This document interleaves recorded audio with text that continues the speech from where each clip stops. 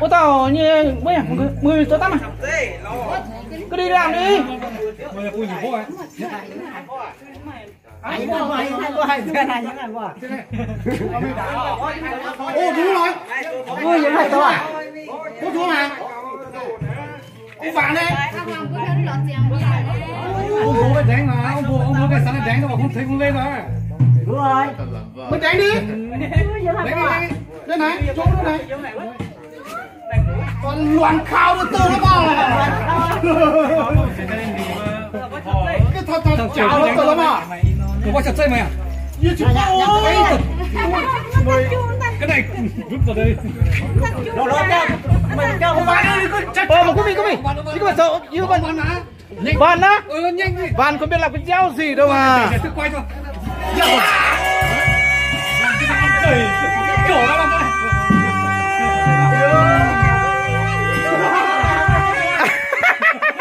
Về Nam rồi à?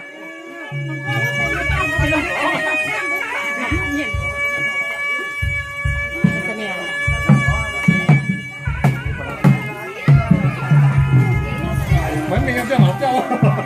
Mà cái tôi nói để mi quý vị tôi đến tôi quá. Bánh quá nè.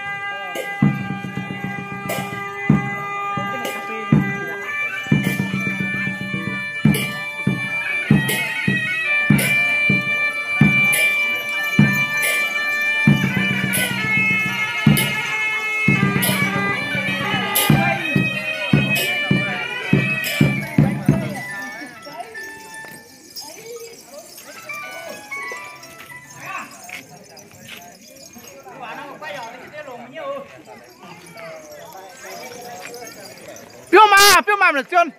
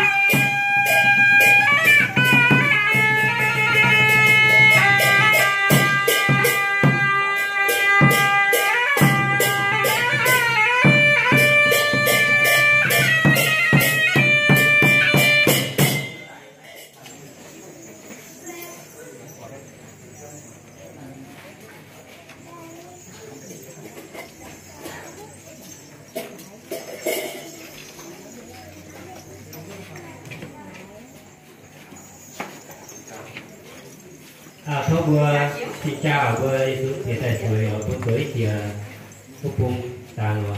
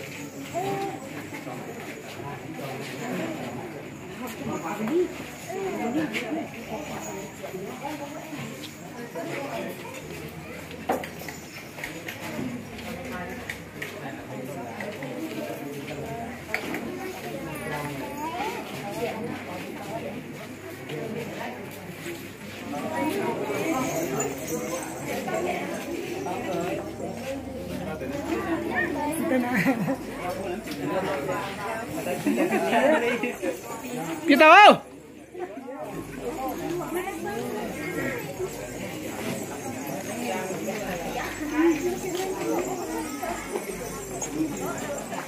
Bữa tới xin số nhà này.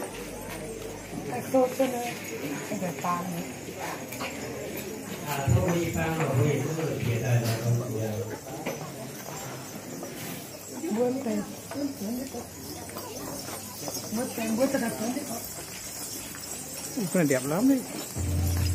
Ôi rồi. Tối quá. Không tối đâu, cái này không tối đâu.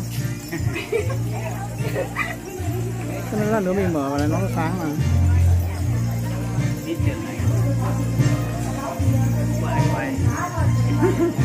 Cái này mà trồng xuống đấy tôi à.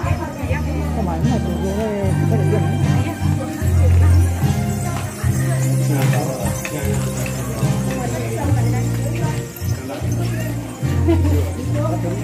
Chỉ của có lam mà